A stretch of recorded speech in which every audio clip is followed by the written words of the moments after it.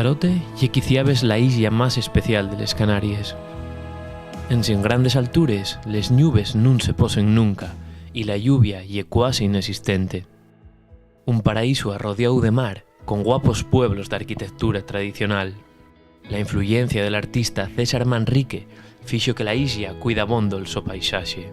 Les tradiciones de Lanzarote tan muy vives y complementense muy bien con les guapes hableres del sur y una mar davezu tranquila na que faer deportes náuticos, pudiendo atopar, xunto a los yates más modernos, tradicionales barquinos de pesca, un viaxe en veleru, un desierto para escaecer l'estrés o una sablera na que tomar el sol.